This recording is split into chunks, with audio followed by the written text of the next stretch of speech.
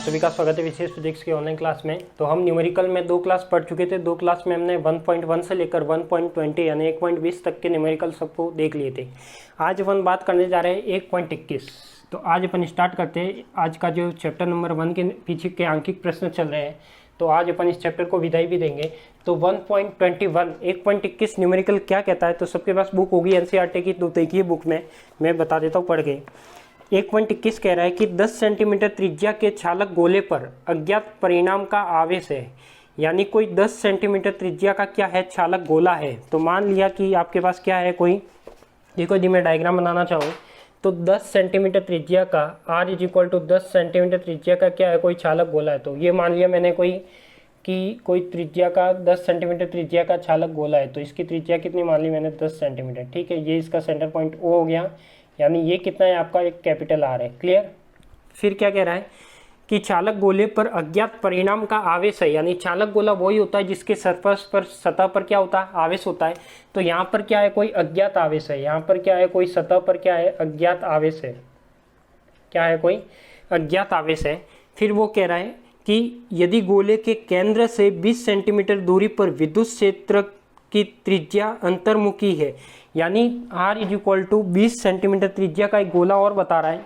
क्या बता रहा है, 8 सेंटीमीटर, r = 20 सेंटीमीटर। देखो ये 10 है तो 20 सेंटीमीटर आप जानते हो इससे बड़ा ही होगा। तो मान लिया कि ये कोई 20 सेंटीमीटर बड़ा त्रिज्या का क्या है, गोला है। तो इसकी त्रिज्या मैंने कितनी मान ली, 20 सेंटीमीटर। ये कौन सा r है, स्मॉल r है। ठीक है, तो स्मॉल r त्रिज्या का 20 सेंटीमीटर का कोई गोला है। तो 20 सेंटीमीटर दूरी पर विद्युत क्षेत्र है, वो दे रखा है E तो यहाँ पर इसके अंदर विद्युत क्षेत्र दे रखा है 1.5 × 10³ न्यूटन प्रति कूलाम दे रखा है। क्या दे रखा है, E = 1.5 × 10³ न्यूटन प्रति कूलाम दे रखा है। और वो कह रहा है कि जब E = 1.5 × 10³ न्यूटन प्रति कूलाम है, क्या है, 1.5 × 10³ न्यूटन प्रति कूलाम अंतर्मुखी है। अंतर्मुखी है यानी इस गोले के क्या है, अंदर है। तो अपन को निकालना क्या है यहाँ पे, तो निकालना है कि गोले पर नेट आवेश कितना है। तो अपन जानते हैं कि कोई भी चालक गोला होता है, क्या होता है, चालक गोला होता है। तो देखो यहाँ पे आप कंडीशन क्या जानते हो कि कोई भी चालक गोला है। देखो r दे रखा है 20 सेंटीमीटर, फिर E दे रखा है आपको कितना, 1.5 × 10³ न्यूटन प्रति कूलाम। और यहाँ पे जो बाकी तो सब कुछ दिया हुआ है। ठीक है, अपन को मान किसका निकालना है, Q का निकालना है। तो आप जानते हो कि चालक गोले के बाह्य बिंदु पर विद्युत क्षेत्र, बाह्य बिंदु पर विद्युत क्षेत्र। तो ये अपन ने चालक गोले का वाला जो डेरिवेशन किया उसमें निकाला था कि जो E आउटसाइड का जो इलेक्ट्रिक फील्ड आया था वो क्या आया था, KQ/R², यानी वो किस पर डिपेंड था, R² पर। तो देखो अपन को निकालना क्या है, यहाँ पे अपन को निकालना है केवल और केवल Q। तो Q = क्या हो जाएगा, E/R² में क्या हो जाएगा, K। यही होगा आपके पास। E कितना है आपके पास, E है आपके पास 1.5 × 10³ R कितना है, R है आपके पास देखो 0.20। तो 0.20 को सेंटीमीटर में कन्वर्ट करूंगा तो क्या होगा, 0.20 × 0.20। ठीक है, फिर क्या होगा आपके पास, अब मैं बात कर रहा हूँ किसकी, अब मैं बात कर रहा हूँ K की। तो K क्या होगा, 9 × 10⁹। ठीक है, तो इसको जल्दी से सॉल्व कीजिए और आंसर निकालिए कि इसका आंसर क्या आएगा। बताइए जल्दी से सॉल्व करके इसको बताइए कि इसका आंसर क्या आएगा। तो देखो इसका आंसर सॉल्व करिए जल्दी, कितना आएगा। देखो पॉइंट हटा दो तो ये पॉइंट हटेगा, ये पॉइंट हटेगा, कितना आएगा, 10⁴ आ जाएगा। तो 4 0 नीचे आ गए।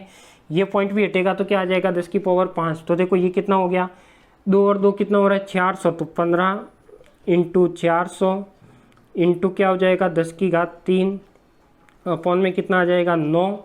और यहाँ पे क्या हो जाएगा, नीचे क्या है, इंटू 10⁹ और यहाँ पे कितना है, 10⁻, ये देखो कितना है, 1 2 3 4 5। तो 2 0 से 2 0 ये कट जाएंगे। तो 3 से कटेगा तो मैं इसको 3 से काट दूँ, 3 3 9, 3 5 15। ठीक है, तो ये कितना हो जाएगा आपके पास, 5 चौक 20। कितना हो जाएगा, 5 चौक 20 अपॉन में कितना, 3।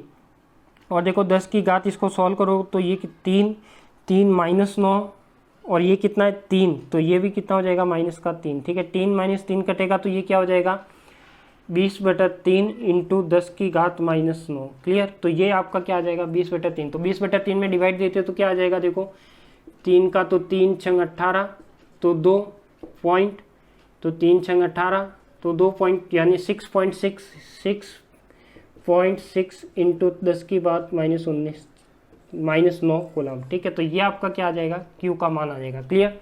तो क्या किया अपन ने, कुछ नहीं किया। देखो इसमें जो कैपिटल आर त्रिज्या का चालक गोला दे रखा था, और चालक गोला वो होता है जिसके सरफेस पर क्या होता है, आवेश होता है। ठीक है, तो ये आपका चालक गोला था।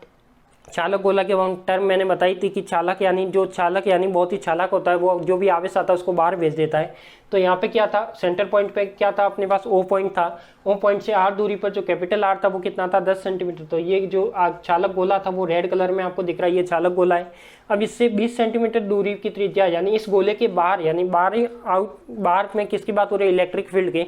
तो बाहर के लिए इलेक्ट्रिक फील्ड जानते हो क्या होता है, KQ/R²। ठीक है, तो आपको यदि Q निकालना है या R निकालना है तो आप यहाँ से निकाल सकते हो। इलेक्ट्रिक फील्ड दिया हुआ है, तो इस तरीके से ये क्या आ जाएगा, इसका आंसर आ जाएगा। क्लियर, लिख लीजिए इसे।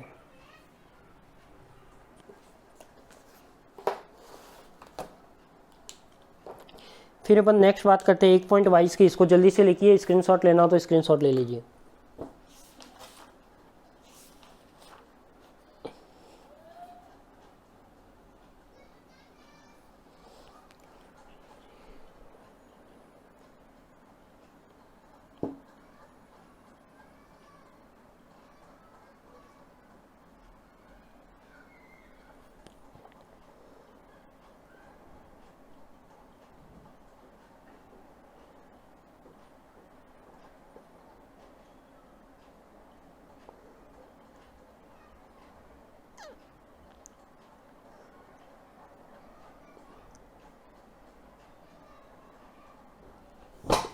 लिख दिया होगा, स्क्रीनशॉट ले लिया होगा। नेक्स्ट बढ़ते हैं आगे 1.22 पे।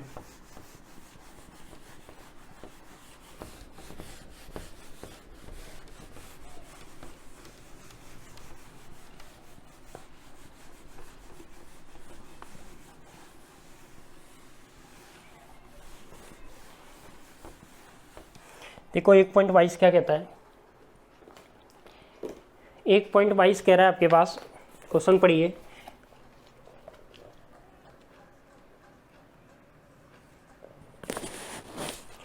1.22 कह रहा है कि 2.4 मीटर व्यास के किसी एक समान आवेशित चालक गोले का पृष्ठीय आवेश घनत्व दे रखा है। यानी कोई व्यास का कोई गोला दे रखा है, एक समान आवेशित चालक गोला दे रखा है, तो कोई रेडियस व्यास दे रखा है कितना, 2.4। ठीक है, यदि इसकी मैं त्रिज्या निकालूँ तो त्रिज्या कितनी हो जाएगी, देखो त्रिज्या कितनी हो जाएगी आपके पास, 2.4 अपॉन में 2 इज इक्वल टू 1.2 सेंटीमीटर।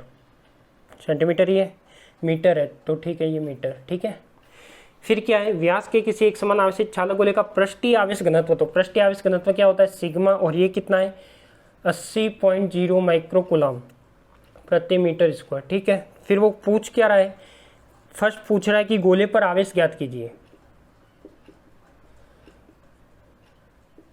गोले पर आवेश ज्ञात कीजिए। तो आप जानते हो, आप जब मैंने आपको आवेश का डिस्ट्रीब्यूशन पढ़ाया था जिसमें रेखिक आवेश घनत्व, पृष्ठीय आवेश घनत्व और आयतन आवेश घनत्व बताए थे, तो वहाँ पर मैंने इसका फॉर्मूला बताया था कि जो सिग्मा होता है, यानी जो पृष्ठीय आवेश घनत्व होता है, क्या, पृष्ठीय आवेश घनत्व। तो पृष्ठीय आवेश घनत्व क्या होता है, sigma is equal to Q upon में क्या होता है, क्षेत्रफल। क्षेत्रफल क्या होगा आपका ए। तो देखो sigma is equal to Q upon में क्या है, क्षेत्रफल क्या, चालक गोला है, तो चालक गोला कितना हो जाएगा, 4πr²। आर उसकी क्या हो जाएगी, त्रिज्या। ठीक है, निकालना क्या है, गोले पर आवेश निकालना है, तो क्यू निकालना है। तो देखो क्यू निकालने के लिए सिग्मा 4πr² हो जाएगा, क्या हो जाएगा, सिग्मा 4πr² हो जाएगा। तो ये क्यू इज इक्वल टू क्या होगा, सिग्मा देखो कितना है आपका, दे रखा है सिग्मा पृष्ठ आवेश घनत्व 80.0 माइक्रोगोला में, तो into 10⁻⁻6 into 4 into 3.14 into R कितना हो जाएगा, 1.2 इंटू 1.2। ठीक है, तो इसको जब सॉल्व करोगे तो इसका आंसर आएगा, देखो 80.0 है, तो ये तो सीधा सा 80 मान लो, इसमें पॉइंट हटेगा तो 1 2 3 4, यानी इंटू में 1 अपॉन में कितना आ जाएगा, 4 पॉइंट है तो 10⁻4 आ जाएंगे। ठीक है, तो यहाँ पे कितना हो जाएगा, देखो 80 इंटू 12 नहीं 12 और 12 कितना हो जाएगा, 144। तो ये हो जाएगा 144 इंटू 314 इंटू 4। देखो 80 हो गया, 314 हो गया, 12 इंटू 12 144 इंटू 4 इंटू 10 की घात -6 -4। ठीक है, तो ये कितनी हो जाएगी टोटल होके -10। तो Q इज इक्वल टू, मैं फाइनल वैल्यू लिख देता हूँ, इसका जो भी आंसर आएगा, इसका आंसर आएगा लगभग 1.45 इंटू 10 की घात -3 कूलम। कितना? 1.45 इंटू 10 की घात -3 कूलम। कैसे आएगा? देखो, इसमें जब आप इन सब का मल्टीप्लाई करोगे तो एक बड़ी डिजिट आएगी। तो बड़ी डिजिट में क्या करोगे, जब पॉइंट को आप इधर लाओगे, लास्ट से इधर लाओगे, तो यहाँ से ये संख्या क्या हो जाएगी, कम हो जाएगी। यहाँ -10 था तो 60 डिजिट पॉइंट इधर आएगा, तब आपके पास क्या आएगा 10 की घात -3, तो यहाँ पे क्या आएगा 1.45। क्लियर?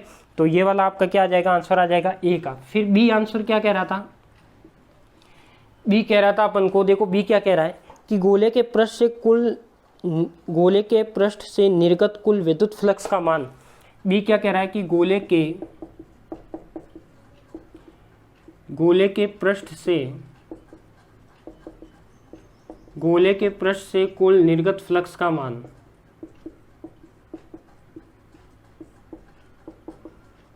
गोले के पृष्ठ से कुल निर्गत फ्लक्स का मान होगा, वो कितना होगा?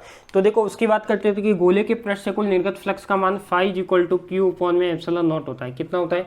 Phi equal to Q upon में एप्सिलॉन नॉट। देखो, अब आपके पास क्या क्या आ गया, क्यू का मान आ गया, कितना आया 1.45 इंटू 10 की पावर -3, और नीचे क्या आ जाएगा 8.85 इंटू 10 की घात -12। क्लियर? तो ये हो जाएगा आपके पास, इसकी जो फाइनल वैल्यू आ जाएगी वो क्या आ जाएगी आपके पास, लगभग आएगी 1.63 इंटू 10 की घात 8, यानी ये कितना आएगा 1.63 इंटू 10 की घात 8 न्यूटन मीटर स्क्वायर प्रति कूलम। तो ये आपका क्या आ जाएगा, इसका फ्लक्स आ जाएगा। क्लियर? तो इसमें कुछ भी बड़ी बात नहीं थी। क्या था आपके पास, फॉर्मूले आप जानते हो, चाहे रेखीय आवेश घनत्व आ जाए, पृष्ठीय आवेश घनत्व आ जाए, या वॉल्यूम आयतन आवेश घनत्व आ जाए, तो आपके पास फॉर्मूला क्या रहता है। देखो, पृष्ठीय के लिए क्या रहता है, sigma is equal to Q upon क्षेत्रफल। यदि रेखीय आवेश घनत्व की बात करें तो क्या रहता है, lambda is equal to Q upon में कुल लंबाई। और यदि आयतन की बात करें तो क्या रहता है कि rho is equal to Q upon में आयतन। ठीक है, तो यहाँ पे चालक गोले की बात की तो गोले का मैंने क्या रख दिया, क्षेत्रफल रख दिया 4πr²। व्यास दे रखा था तो त्रिज्या निकाल ली 1.2 से, और पृष्ठीय आवेश घनत्व दे रखा था पहले से ही, और वैल्यू रख के मैंने क्या निकाल दिया, क्यू निकाल दिया। यहाँ से क्यू आ गया तो यहाँ से आप फ्लक्स भी निकाल सकते हो। फ्लक्स क्या होता है, phi equal to Q by epsilon naught. Clear? तो इसको जल्दी से नोट कीजिए, फिर अपन 1.23 पे आते हैं।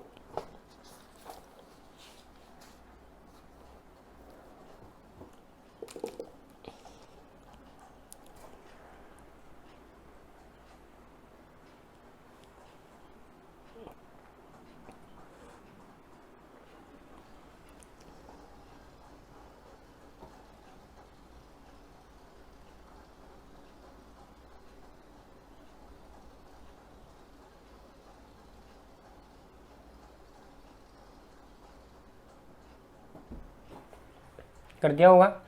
अब आते हैं अपन 1.23 पे, जो सेकेंड लास्ट क्वेश्चन है इसका। देखो, अब तो शायद आपने इतने न्यूमेरिकल कर लिए तो आपको न्यूमेरिकल हार्ड भी नहीं लग रहा होगा, और सभी से रिक्वेस्ट है कि जो भी आप न्यूमेरिकल करने बैठो, न्यूमेरिकल करने से पहले आप कंप्लीट जो आपने चैप्टर पढ़ा है, चैप्टर फर्स्ट, उसका कंप्लीट रूप से रिवीजन करो अच्छे से, फिर आप न्यूमेरिकल करने बैठो, तो आपको न्यूमेरिकल करने में भी थोड़ा सा इंटरेस्ट आएगा।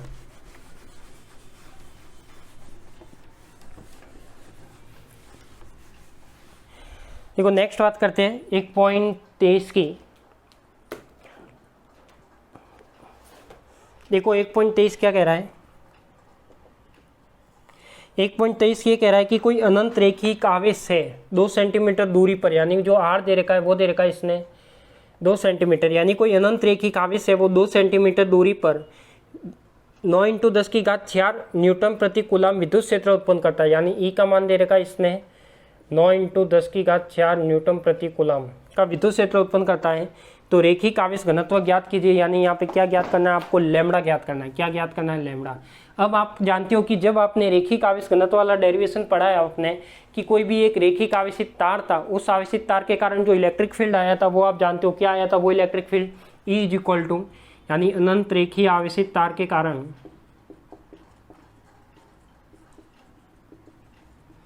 अनंत रेखीय आवेशित तार के कारण विद्युत क्षेत्र। यदि आपने अच्छे से चैप्टर रिवाइज किया हुआ है तो ये सब फॉर्मूले आपको याद हो जाने चाहिए। ई इज इक्वल टू क्या होता है, 2k लैम्बडा अपॉन में आर होता है, पढ़ा है आपने। तो देखो k फिक्स है अपने पास, ई पता है अपन को, आर पता है, निकालना क्या है लैम्बडा। तो लैम्बडा इज इक्वल टू क्या हो जाएगा, ई आर अपॉन में 2 के, ठीक है। वैल्यू रखोगे तो क्या आएगी, देखो ई की वैल्यू 9 इंटू 10 की घात 4, तो 9 इंटू 10 की घात 4। आर कितना है, आर है आपके पास 2, तो ये क्या हो जाएगा 2 सेंटीमीटर है, तो इसको मैं मीटर में कन्वर्ट करूंगा तो क्या हो जाएगा 0.02, कितना हो जाएगा 0.02 इन अपॉन में क्या हो जाएगा 2, तो ये 2 ऐसे का ऐसे, और 9 इंटू 10 की घात 9। यहाँ से पॉइंट हटाऊंगा तो क्या आ जाएगा 100 नीचे और आ जाएगा। अब इसको सॉल्व करो तो देखो 2 से तो 2 कट जाएगा आपका, ठीक है। फिर क्या बचेगा 9 से 9 कट जाएगा, तो आपके पास बचा क्या 10 की घात 4 माइनस 9 माइनस 2, ठीक है। तो आपके पास बचेगा टोटल जो आंसर बचेगा वो क्या बचेगा, लैम्बडा इज इक्वल टू 10 की पावर 9 और 2 कितना 11, 11 में से 4 जाएगा तो कितना 7, तो कौन सा माइनस का 7, तो लैम्बडा इज इक्वल टू क्या आएगा माइनस का 7 आएगा। क्लियर, तो ये आपका क्या आ जाएगा आंसर आ जाएगा। तो 10 की घात 7 इसका मात्रक क्या आएगा कूलाम प्रति मीटर, कूलाम प्रति मीटर, क्योंकि लैम्बडा इज इक्वल टू क्या होता है क्यू बाय लंबाई होती है, तो कूलाम प्रति मीटर, ठीक है। इसका मात्रक आपने पहले भी निकाल रखा है, ठीक है। तो ये आपका क्या हो गया 1.23 वाला न्यूमेरिकल हो गया, ठीक है। इजी है न्यूमेरिकल, ज़्यादा हार्ड है भी नहीं, केवल फॉर्मूले आपको याद है अच्छे से, कंसेप्ट आपको क्लियर है, तो आप न्यूमेरिकल करने में कहीं भी रुकोगे नहीं। चलिए फिर इसको लिखिए, फिर अपना एक लास्ट न्यूमेरिकल है 1 पॉइंट चॉइस, उसको करते हैं, फिर उसके बाद अपन इस चैप्टर को विदाई देते हैं।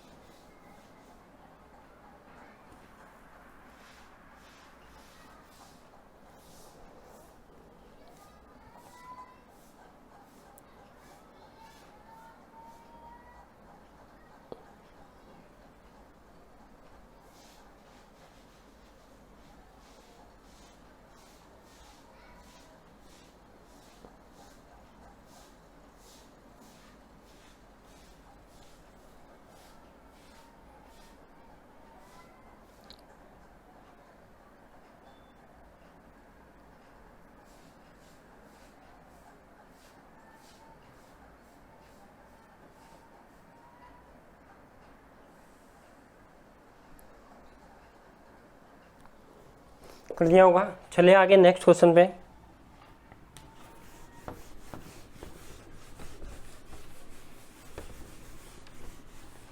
नेक्स्ट है आपका 1 पॉइंट चॉइस का क्वेश्चन, जो अपना लास्ट क्वेश्चन है। तो ये क्वेश्चन क्या कह रहा है वो समझो पहले। ये क्वेश्चन कह रहा है कि दो बड़ी पतली धातु की प्लेटें एक दूसरे के समांतर एवं निकट है। तो सबसे पहले दो धातु की प्लेट बनानी है जो एक दूसरे के समांतर भी है और निकट भी है। एक प्लेट ये बना दी, एक प्लेट ये बना दी, ठीक है। फिर वो कह रहा है कि इनके भीतरी फलकों पर प्लेटों के पृष्ठीय आवेश घनत्वों के चिन्ह विपरीत है। यानी पृष्ठीय आवेश घनत्व के चिन्ह विपरीत है, मतलब यहाँ पे यदि प्लस आवेश है तो यहाँ पे क्या होगा, इस पर ऋणात्मक आवेश होगा। क्लियर। तो यानी इसके आवेश कैसे एक दूसरे के ऑपोजिट है, तथा इनका परिमाण, यानी इसको जब पृष्ठ आवेश घनत्व है सिग्मा दे रखा है, वो दे रखा है इसने 17.0 10⁻22 कूलाम प्रति मीटर स्क्वायर, ठीक है। तो पहला पूछ रहा है कि पहली प्लेट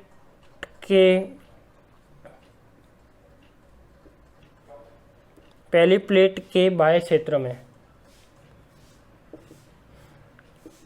ये कुछ क्वेश्चन पूछ रहा है। तो क्या पूछ रहा है कि इसने दो धातु की प्लेट दी है, दो बड़ी पतली धातु की प्लेटें हैं, एक दूसरे के समांतर एवं निकट है। तो इनके भीतरी फलकों पर प्लेटों का पृष्ठीय आवेश घनत्व के चिन्ह विपरीत है, तथा इनका परिणाम है वो 17.0 × 10⁻22 है।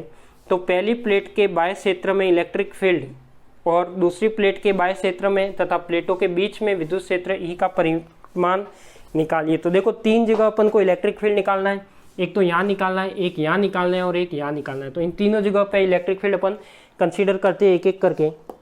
तो देखो इसका इलेक्ट्रिक फील्ड कैसे आएगा, सबसे पहले तो ये बताइए।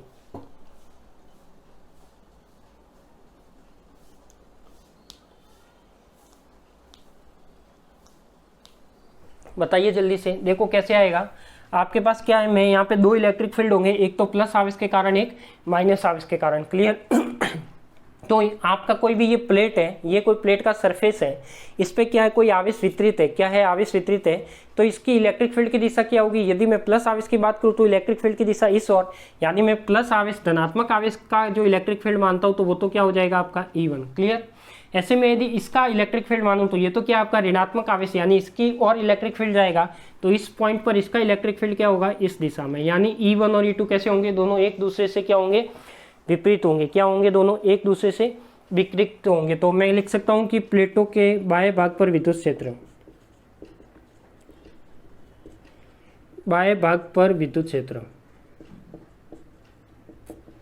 तो विद्युत क्षेत्र क्या है आपका? E1 माइनस का E2। क्लियर? तो ये आपको क्लियर पता लग गया कि ये कैसे होगा? E1 माइनस का E2।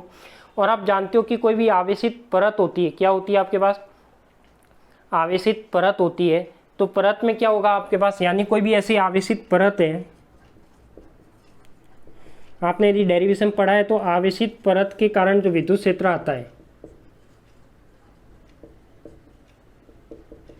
आवेशित परत के कारण जो विद्युत क्षेत्र आता है वो क्या आता है? Sigma is equal to sigma upon में 2 एप्सिलॉन नॉट आता है। ठीक है? तो ये यदि मान देखो, E1 का भी यही मान होगा, E2 का भी मान यही होगा, बट चेंजेस क्या आएगा? केवल दिशा में आएगा, क्योंकि प्लस की दिशा है वो इस साइड होगी और माइनस की दिशा इस साइड होगी। तो ये क्या हो जाएगा? E1 माइनस E2, ये वैल्यू रखो तो सिग्मा अपॉन में 2 एप्सिलॉन नॉट माइनस का सिग्मा अपॉन में 2 epsilon naught is equal to 0। तो बाएं भाग में इसका क्या हो जाएगा? जो इलेक्ट्रिक फील्ड होगा टोटल वो क्या होगा? 0 होगा। क्लियर?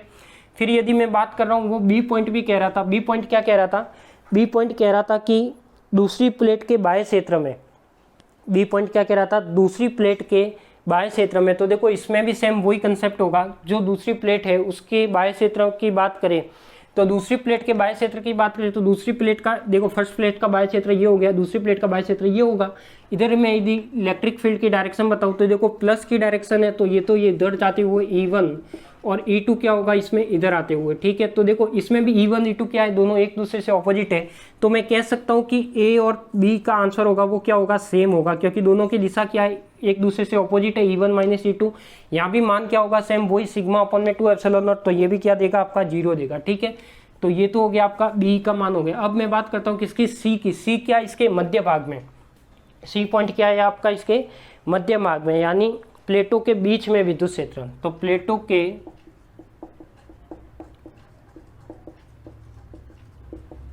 बीच में विद्युत क्षेत्र। अब प्लेटों के बीच में विद्युत क्षेत्र देखना है तो देखो क्या होगा, यदि मैं इसकी डायरेक्शन बनाऊं, इसका इलेक्ट्रिक फील्ड है जो प्लस आवेश है, इसका इलेक्ट्रिक फील्ड किधर होगा? इधर होगा। तो ये भी क्या होगा? इधर। ठीक है? यही माइनस आवेश है, माइनस का भी इलेक्ट्रिक फील्ड किधर होगा? इधर ही होगा, इसके अंदर आते हुए। तो ये भी क्या होगा आपका? E2। यानी ये क्या हो जाएगा? Total E is equal to E1 plus का E2। तो ये क्या हो जाएगा? सिग्मा अपॉन में 2 एप्सिलॉन नॉट प्लस का सिग्मा अपॉन में 2 एप्सिलॉन नॉट। तो ये होगा सिग्मा अपॉन में एप्सिलॉन नॉट। क्या हो जाएगा? E is equal to sigma upon में क्या हो जाएगा?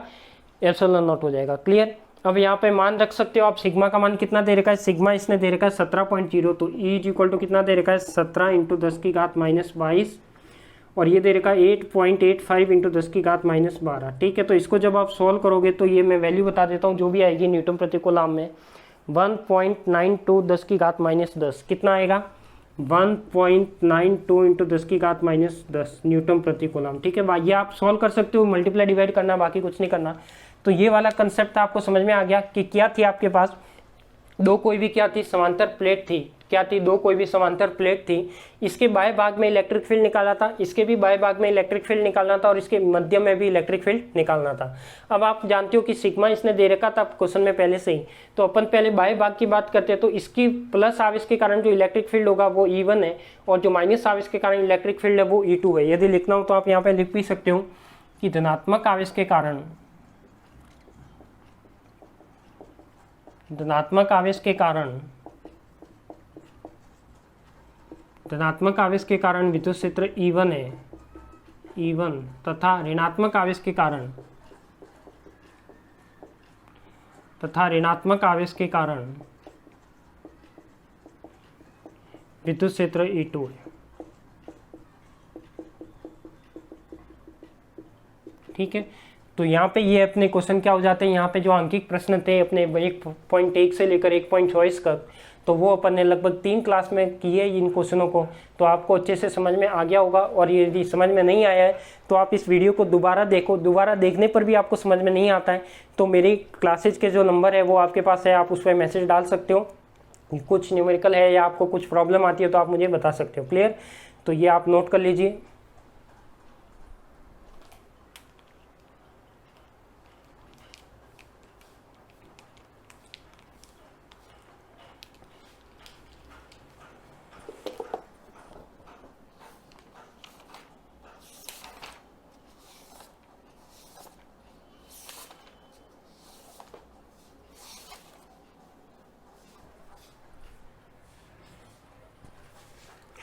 ठीक है, तो यहाँ पे अपने पास ये वाले क्वेश्चन क्या हो जाते हैं कंप्लीट। इसी के साथ अपन चैप्टर नंबर 1 को देते हैं कंप्लीट रूप से विदाई, और कल वाली क्लास में अपन मिलेंगे चैप्टर नंबर 2 के साथ। जो चैप्टर 2 है बिल्कुल नया चैप्टर है, जो विद्युत विभव से रिलेटेड बात करेंगे। अभी अपन ने विद्युत क्षेत्र के बारे में बात की, बल के बारे में बात की, कूलॉम नियम के बारे में बात की, गाउस नियम के बारे में बात की, गाउस नियम के कुछ अनुप्रयोग थे उसके बारे में बात की।